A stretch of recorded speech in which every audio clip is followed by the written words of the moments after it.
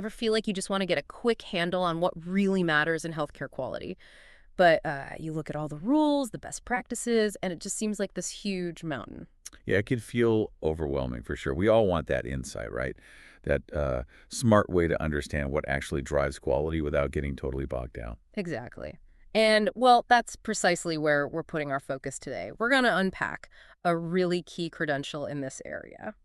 The Certified Professional in Healthcare Quality, the CPHQ. hmm The CPHQ, Yep. it's from the National Association for Healthcare Quality, NAHQ, and it's recognized globally. It basically signals, real expertise in managing healthcare quality. Right. Think of it as a kind of shortcut to knowing who really gets it, who understands how to make healthcare better. And this deep dive, well, consider it your fast track to grasp the essence of this certification. And for this, we're drawing on, information directly about the CPHQ itself, Yeah. naturally, but also looking at insights from Dr. Mazen M. Salama. He's actually developed a course for people preparing for the CPHQ exam. Okay, so our mission today is pretty straightforward, but I think really vital. We want to pull out the absolute must-knows about the CPHQ. Like, why does it matter? What knowledge does it actually represent? And what does that tell us about the core ideas in healthcare quality today? Sounds good. Where should we start? Maybe with Dr. Salama. Yeah, let's do that. Dr. Mazen M. Salama. Okay, so his background.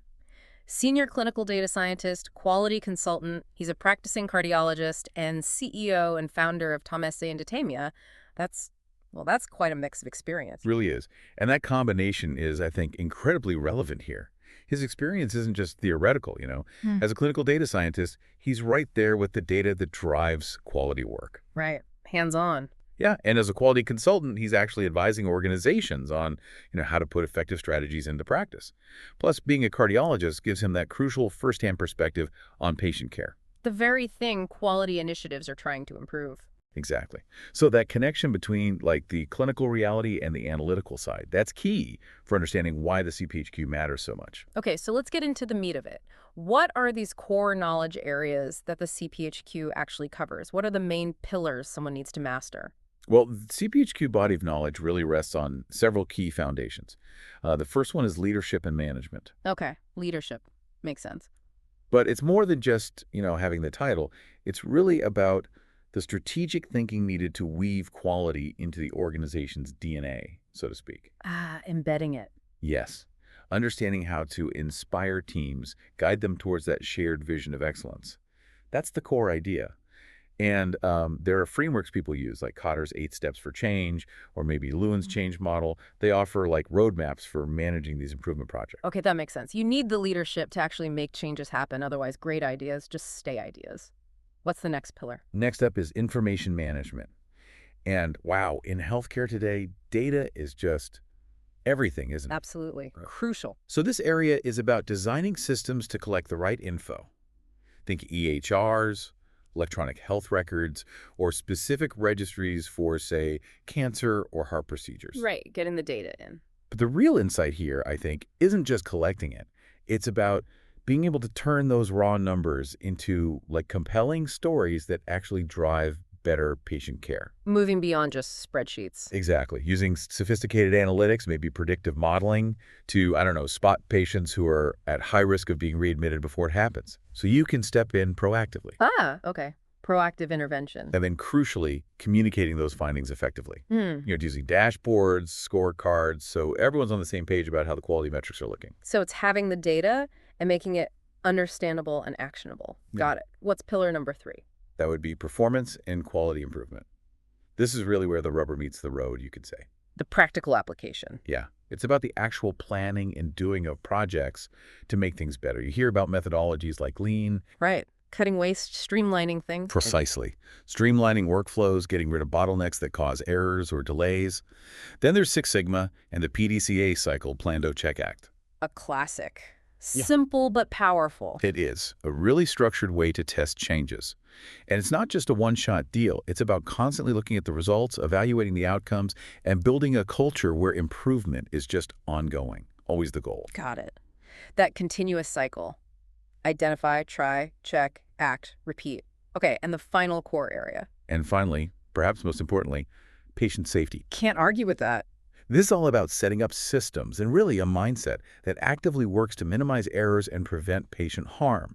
It means understanding high reliability principles, learning from places like aviation or nuclear power, where safety is absolutely paramount. Using a systems approach, not just blaming individuals. Exactly. Systems thinking is key.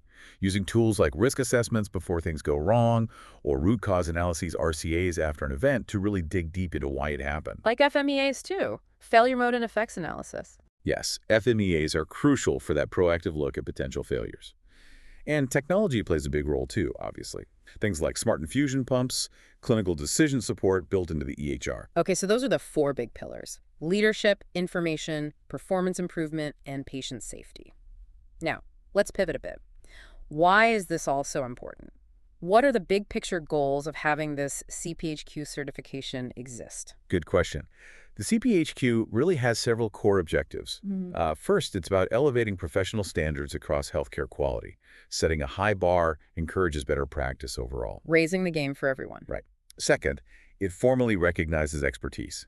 Getting the CPHQ is like a stamp of approval, showing someone has mastered these quality principles. So it validates that knowledge. Exactly. It validates that knowledge for employers, for the public, giving them confidence in that person's competency.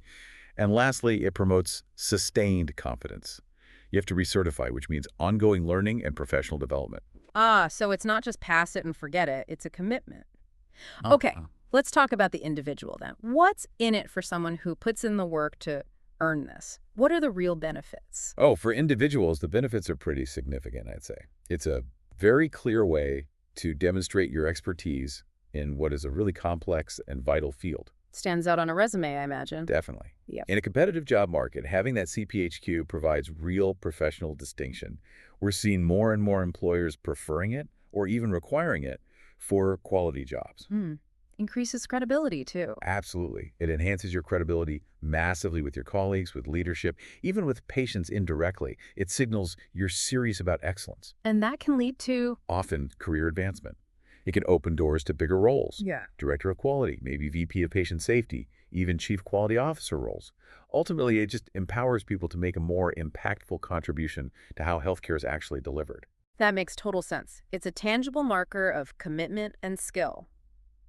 So if it's good for the individual, what about the organizations? What's the value prop for employers who hire or support CPHQs? Well, NAHQ's own research backs this up. They've found that CPHQ-certified professionals consistently show higher competency in healthcare quality work. Okay, so they perform better. And they're also more likely to hold senior-level positions, which suggests their leadership and expertise are recognized internally. Plus, you just have to look at job postings, especially on NAHQ's own career site. CPHQ is increasingly prioritized. So employers are actively seeking it out. They are. It's a way for them to kind of guarantee they have highly qualified people leading their quality work. It's a win-win, really. Okay, definitely sounds like a valuable credential. Now, for anyone listening who might be thinking about this, what's the actual exam like? What should they prepare for? Right. The exam itself, it's a 140-question multiple-choice test. Now, keep in mind, only 125 of those questions are scored. The other 15 are unscored pretest questions. NEHQ uses those to try out potential questions for future exams. Ah, okay. And what kind of thinking do the questions test? They're designed to assess different cognitive levels. About 23% test recall. So basic knowledge, facts, definitions.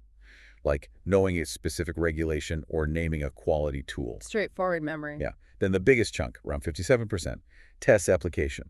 Can you take that knowledge and actually apply it to a realistic healthcare situation? Like interpreting some data to make a call. Okay, using the knowledge. And finally, about 20% requires analysis. This is more about critical thinking, problem solving, maybe integrating different bits of information to map out a quality improvement plan. That breakdown is helpful. It shows the depth they expect. Do you happen to have a sample question? Maybe one that shows that application level? Sure, absolutely. Here's one NAHQ provides. Which process is most cost-effective in preventing unnecessary resource consumption in a hospital?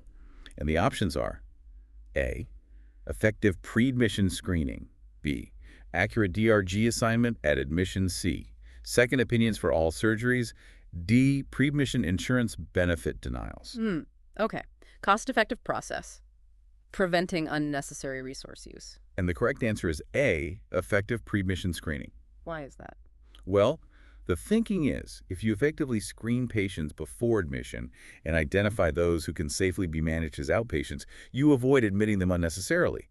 That directly prevents the use of hospital beds, staff time, supplies, all those resources. Ah, okay. That makes perfect sense. It clearly shows how you need to apply knowledge about patient flow and resource management. Good example. So when can people actually sit for this exam? The CPHQ exam is offered internationally, and they have 4 testing windows each year. For 2025, the anticipated windows are March, June, September, and December. Okay, spreads it out through the year. Yeah, but it's always best to double-check the official NAHQ website for the final confirmed dates. Things can sometimes shift. And importantly, candidates can choose to take the exam either at an authorized testing center or, increasingly popular, through online proctoring from their own computer. Oh, that's convenient. Online proctoring adds flexibility. Definitely. Now, preparing for something like this sounds like a big job. What are the go-to resources? Where should someone start? It is a commitment, for sure. But there are some excellent resources. Usually top of the list are the core texts, like HQ Solutions, Resource for the Healthcare Quality Professional, the 5th edition came out in 2023, and also the Healthcare Quality Handbook, the 31st edition from 2024. Okay, the main textbooks. Right. NAHQ also offers its own CPHQ practice exam and an online CPHQ review course, which are obviously designed to align very closely with the current exam. Makes sense to use the official prep materials. And the Journal for Healthcare Quality is another great one, not just for studying, but also for earning continuing education units, or CEUs, which you need later for recertification. Okay, those sound like the essentials. Is there anything else that provides maybe broader context? Yeah, absolutely. Depending on your background, other books can be really helpful. Things like Understanding Patient Safety, give a deep dive into that specific area. Storytelling with Data is fantastic for the information management side. Oh, interesting. And books on Lean Six Sigma for healthcare, or the Healthcare Quality book, can flesh out specific methods or give a wider view. It kind of shows the breadth of knowledge involved. Right. And what about online stuff? Key websites? Oh, definitely. Staying current online is crucial. Key organizations to follow are AHRQ, the Agency for Healthcare Research and Quality. They're huge for evidence-based practice. Okay, AHRQ. IHI, the Institute for Healthcare Improvement. They have tons of resources on improvement methods. Right. And ISMP, the Institute for Safe Medication Practices, really focused on preventing med errors. Got it. AHRQ, IHI, ISMP, good online anchors. Now, you mentioned earlier the exam content outline was updated fairly recently, right? Effective March 2023. That's right. They did a big analysis of what quality professionals actually do and updated the outline based on that. It now has 7 key domains. 7 domains. Okay, what are they? First up is health data analytics, and this is a big one, about 30 questions on the exam. It really emphasizes designing good data collection plans, using statistical tools properly for analysis. Core data skills. Yeah, and it reflects recent trends too, things like big data, AI in healthcare, and importantly, interoperability standards like FHIR. FHIR, Fast Healthcare Interoperability Resources. That's about getting systems to talk to each other. Right? Exactly, making health information flow better. So data analytics is huge. Clearly a major focus. What's domain number 2? Next is patient safety, which accounts for about 20 questions. This covers things like assessing the safety culture in an organization, applying human factors, engineering principles, designing systems for how humans actually work. Designing for safety. Right. And understanding high reliability concepts to prevent errors. Recent updates here include integrating just culture ideas. Which is about learning from errors without automatic blame. Precisely. And using more advanced RCA methods, maybe even incorporating predictive analytics to spot risks before they cause harm. Interesting. A more proactive, learning-focused safety approach. Okay, after safety. Then we have quality review and accountability. This is about 15 questions. It covers monitoring how well an organization follows clinical guidelines, tracking patient experience. Patient feedback. Yes, applying best practices from groups like AHRQ and IHI. And recent updates really stress value-based care tying payment to quality outcomes and using PROMs. PROMs. Patient-reported outcome measures. That's right, capturing the patient's own view of their health and the results of care. So it's not just about ticking boxes, but the real impact on patients. Exactly. Domain 4 is regulatory and accreditation, also around 15 items. This is about keeping up with the rules from bodies like CMS Centers for Medicare and Medicaid Services. The big payer. Right. And IOPA for privacy, OSHA for workplace safety. It also covers preparing for surveys from accrediting bodies like the Joint Commission or NCQA. The inspections and evaluations. Yeah. And recent updates reflect things like the latest CMS conditions of participation or standards like ISO 9001 for quality management systems. Keeping up with the rule book is definitely essential in quality. What's domain number 5?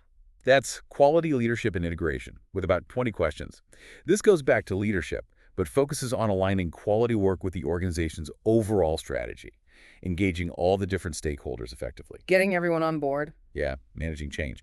And interestingly, recent updates specifically highlight the growing importance of DEI, diversity, equity, and inclusion in quality planning.